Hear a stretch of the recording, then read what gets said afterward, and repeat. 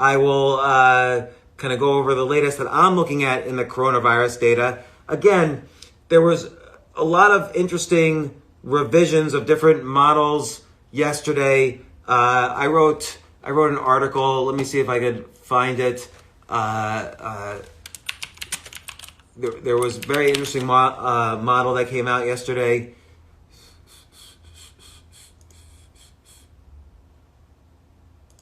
Let's see. By the way, something interesting. I notice a lot of social media platforms, a lot of my friends are seeing posts and tweets and articles censored on all the different social media platforms. I think that's probably a disturbing trend, as nobody really understands this data. Whether you're an expert or a beginner or whatever, there's lots of different interpretations of the data. And I find when the algorithms on these different social media platforms are sort of blindly censoring people depending on what words they use, it's not really a good use of AI, I think. But anyway, there was the data. A lot of people have been using this model out of the University of Washington, which is predicting the number of hospitalizations. So this is very important to predict because we want to make sure that hospitals are not overwhelmed. So this model on hospitalizations came out just 7 days ago, and they predicted for April 1st that in New York State there would be 50,000 hospitalizations. So in just 6 days, they were wrong. Guess what the actual number was? 12,000. So that's how strange these, here's a bunch of PhDs who came up with a model, and in just 6 days later, they weren't even close. They were like 80% off. From 50,000 to 12,000 is a huge difference. Like 50,000, the New York City hospital system would be out of business. It would be overwhelmed. 12,000 is manageable. The New York City hospital system has been managing it. Now, it's certainly strenuous on the system, but 12,000 is different than 50,000. So a lot of people, including the government, have been using this model that came out of the University of Washington by a bunch of PhDs, and yet it's totally wrong. So what is everybody getting wrong? And we've talked about this for the past couple of weeks on these IG Lives. What everyone's getting wrong is that the virus does not grow exponentially. It grows exponentially in the very beginning. Just like when you learn a new skill, it grows exponentially, but then it plateaus. Like if I tried to learn basketball, I've never played basketball in my life. If I tried to learn, I'll go like this, but then ultimately I won't be able to learn anymore. I'm not going to be good at it, or I'm going to have a limit. So it's the same thing with this virus. The virus is limited by population, it's limited by demographics, it's limited by this social distancing, and it's limited by immunity. So there's a lot of reasons to suspect that there's not exponential growth, and then it certainly flattens out. So finally, I did see a research report out of the University of Southern California, USC. And again, this is not me making a prediction. This is coming from research that was the first research report that I've read that has tried to model how exponential the virus is. And one thing you can ask is, well, in South Korea, in Singapore, in Italy, even in the US, how many doubles have occurred? How many times have the number of infected cases doubled before it starts flattening out? And so this study did that, and it predicts in New York City, for instance, it predicts that the virus will peak around April 5th. Now, if you've been listening to these IG Lives, I've been saying all along April 15th, and Bill Gates says late April. I think the government's been saying mid-April. But so anywhere between April 5th, April 15th, late April, whatever model suits you, that's probably going to be the peak of the virus in the United States. Perhaps in New York, it will be April 5th, and then maybe we've got to start thinking about New Orleans and some other crowded cities. But I do think in the country, it'll probably be around mid-April, and I've seen some numbers which suggest, in early May for the entire world, the virus will probably peak, which would be very good news.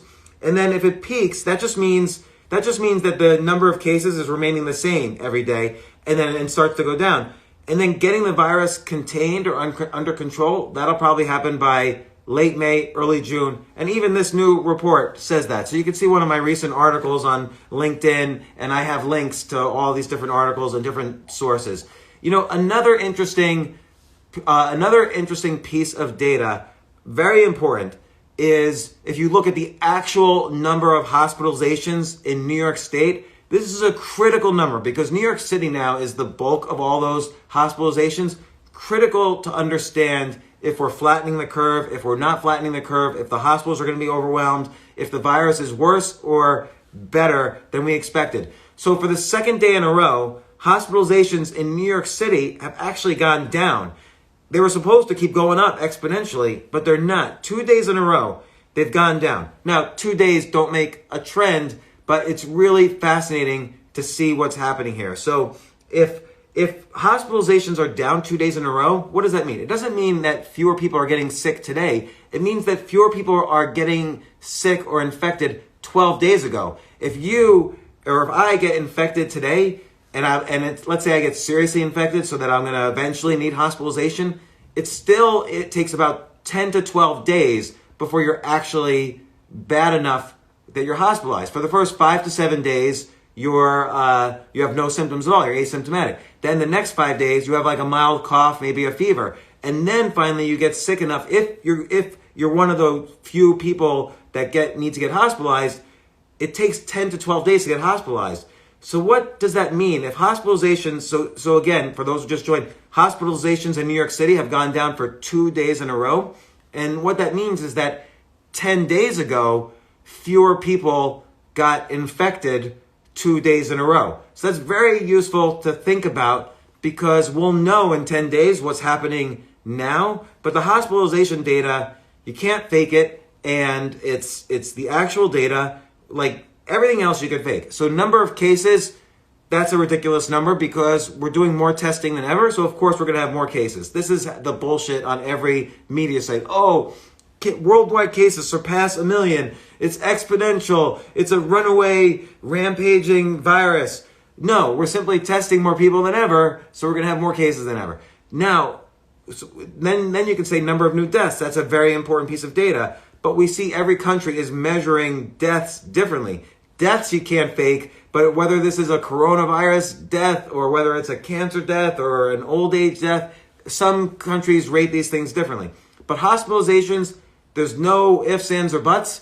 There's less hospitalizations 2 days in a row in New York City, which means 10 days ago, there were 2 days in a row of people getting less infected than the day before. So that's very interesting. It could suggest that, again, that this model is correct, that by April 5th, which is only 3 days from now, by April 5th, the virus could peak in New York City, which would be very good news, and it would be a very good kind of map of how this virus works in the United States. And again, many states are not even being affected by the virus. New York City is the worst. Hopefully, as we move into warmer weather, this becomes good news, particularly if it looks like, most of the people I know who've had the virus had it a month ago. So I don't even know that many new cases of people getting infected. So it will be interesting. So we'll see if that happens for a third day in a row. Obviously, tune in tomorrow and I'll keep track of that. Now, I want to keep track of what happened today. The big news that happened today, 6.6 million people filed for unemployment.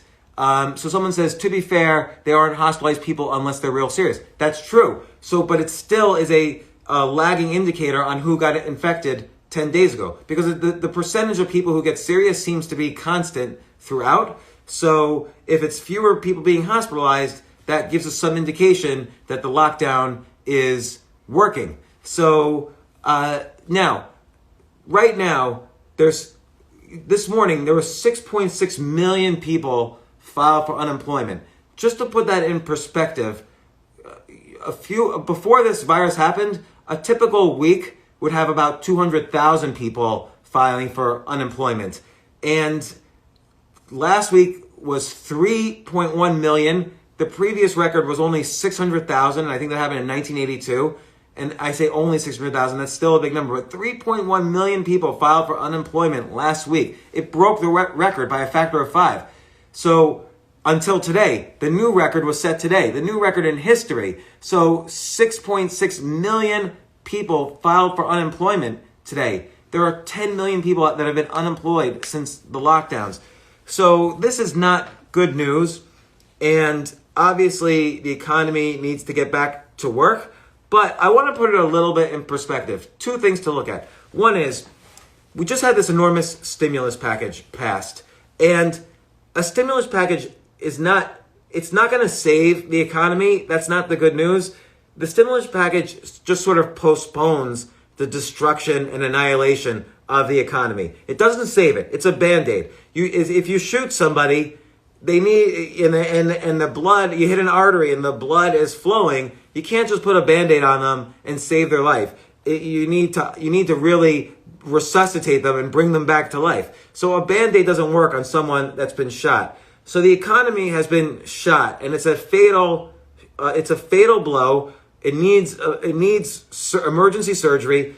The stimulus is like a bandage on the economy to help things for maybe 1 month, maybe 2 months. So I did get some encouragement when I spoke to the economist, Tyler Cohen, that initially I thought we would have to put the economy back to work in early April to save the economy, or else it's too late. Because if you go to a certain point, then everyone's going to be unemployed, and the government can't afford. The only way the government has money at all to give people is because the economy makes money, and the people pay taxes, and that's how the government makes money. So the government either gets money from taxes, or the government gets money from borrowing. So so somebody's saying capitalism sucks. That's true, but as somebody has said in the past, capitalism sucks, but it's the best system we have. You look at every communist-based economy, and they all fall apart eventually. So Soviet Union, communist China ultimately has turned to be much more capitalist. Vietnam is much more capitalist than it was. Cuba is a mess. So, but you have a virus like this hitting an economy like ours, it's a death blow to the economy. So fortunately, the economy was good enough beforehand that we can afford this stimulus package. But you have to remember, the stimulus package is not permanent. The stimulus package is only a Band-Aid. It only postpones the inevitable. We have to get the economy back to work. Let's just say end of April, early May. It doesn't have to be all back to work at once. It could be by region. It could be age group by age group.